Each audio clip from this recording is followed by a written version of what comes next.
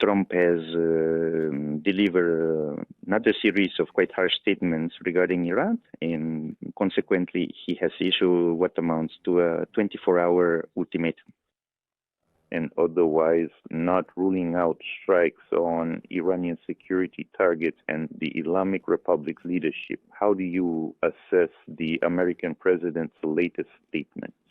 We are still and we remain calling on all sides to show restraint and to reject any forceful means of resolving the matter. It is obvious that the negotiation potential is by no means fully exhausted. And of course, due to the fact that it's by no means fully utilized, our primary focus must be on diplomatic negotiation mechanisms. Any kind of forceful actions are only capable of to create chaos within the region and lead to extremely dangerous consequences from the perspective of destabilizing essentially the entire security system throughout the whole region. A quiet warning from Moscow carrying nuclear consequences. Russia says it is prepared to evacuate its staff from Iran's Bushehr nuclear power plant if the situation deteriorates. The statement comes as tensions surge between Washington and Tehran, and the threat of military escalation looms. Bushehr is Iran's only operating nuclear power station, built by Russia, staffed by hundreds of Russian specialists. Now, Russia's state nuclear chief says evacuation plans are on standby, coordinated with Moscow's foreign ministry and defense officials, should the site come under threat. The warning is not theoretical.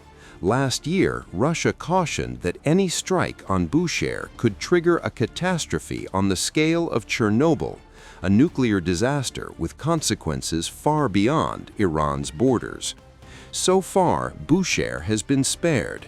A U.S. strike on Iranian nuclear facilities last June did not target the plant. But the tone is shifting. On Wednesday, U.S. President Donald Trump issued a blunt ultimatum, urging Iran to renounce nuclear weapons and strike a deal, or face a far more severe military response. Tehran insists it is not pursuing nuclear weapons. Russia backs Iran's right to peaceful nuclear energy. At the Kremlin, officials are urging restraint. Moscow says the path to negotiation is not exhausted and warns that the use of force would plunge the region into chaos. Any strike, the Kremlin says, would destabilize the Middle East and create very dangerous consequences for regional security. But the rhetoric on all sides is sharpening. Iran's foreign minister says the country's forces have their fingers on the trigger, ready to respond powerfully to any U.S. attack. Russia, now one of Iran's closest strategic partners, is caught in the middle, bound by alliance, alarmed by escalation, and preparing for worst-case scenarios. As diplomacy frays, one reality stands out. When nuclear facilities enter the equation, there are no limited consequences. Military force cannot solve problems. Any military adventurism will only push the region into an unpredictable abyss. We call on all parties to uphold the purposes and principles of the United Nations Charter, oppose interference in other countries' internal affairs, and oppose the use or threat of force in international relations. The Chinese side hopes the U.S. and other relevant parties will heed the calls of the international community and regional countries. Tensions around Iran are reaching a critical moment. At the United Nations, China is issuing a stark warning, urging restraint as military threats intensify in the Middle East. Beijing says the use of force will not solve the crisis, warning that military adventurism would plunge the region into dangerous and unpredictable chaos. From Tehran, the message is even sharper. A senior aide to Iran's supreme leader warns that there would be no such thing as a limited strike. Any U.S. military action from any level or direction would be treated as the start of a full-scale war. Iran, he says, would respond immediately, massively, and without precedent. Iran's foreign minister echoes that warning, saying the country's armed forces are on the highest state of readiness, prepared to respond instantly to any attack on Iranian land, air, or sea. He says recent conflicts have only strengthened Iran's ability to strike faster and harder. Yet, alongside the threats, Tehran is still holding the door open. Iran insists it remains willing to accept a fair nuclear deal, one based on mutual respect and free from pressure or coercion. Officials repeat that Iran does not seek nuclear weapons and says such arms have no place in its security doctrine. In Washington, allies of the White House strike a different tone. Senator Lindsey Graham says President Donald Trump will stand by the Iranian people, insisting the U.S. president delivers on his promises.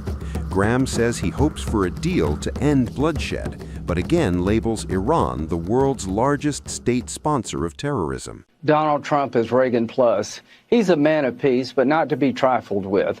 So what did he tell the protesters? Keep protesting. Help is on the way. I hope he can find a deal to end the bloodshed in Iran, but Iran's the largest state sponsor of terrorism. They've killed probably 30,000 of their people. And here's what I think. When Donald Trump promises you something, he will deliver. To the Iranian people, President Trump has your back. Behind the scenes, however, diplomacy appears stalled. According to U.S. officials cited by Axios, there are no serious negotiations underway between Washington and Tehran. Regional powers, including Saudi Arabia, Turkey, and Qatar, are quietly passing messages, but direct talks remain absent. Iran's mission to the United Nations says it is ready for dialogue, but only on the basis of mutual respect. It warns that if pushed, Iran will defend itself more forcefully than ever, pointing to the cost of past U.S. wars in the region.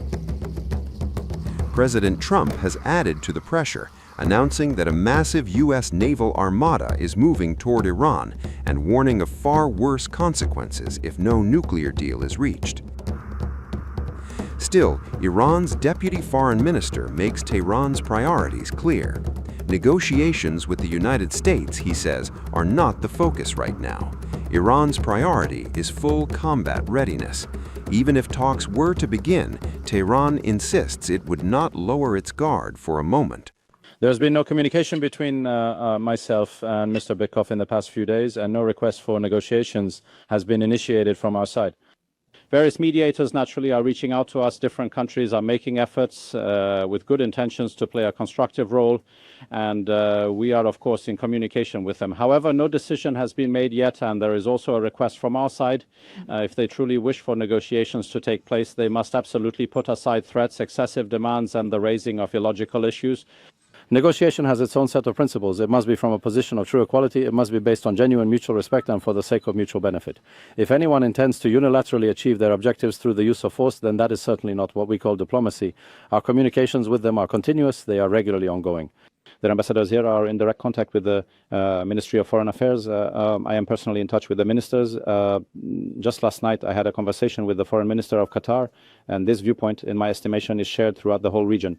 That any military threat would inevitably lead to widespread instability across the entire region, especially considering the specific characteristics of the American presence in the region. I believe this shared understanding is prevalent throughout the entire region. The region is entirely opposed to any military threat, and everyone is convinced that any instability will inevitably lead to significant and major challenges for the region. Consequently, the countries of the region are strongly against this entire situation. As warnings multiply and diplomacy falters, the standoff between Washington and Tehran edges closer to a point where words alone may no longer be enough.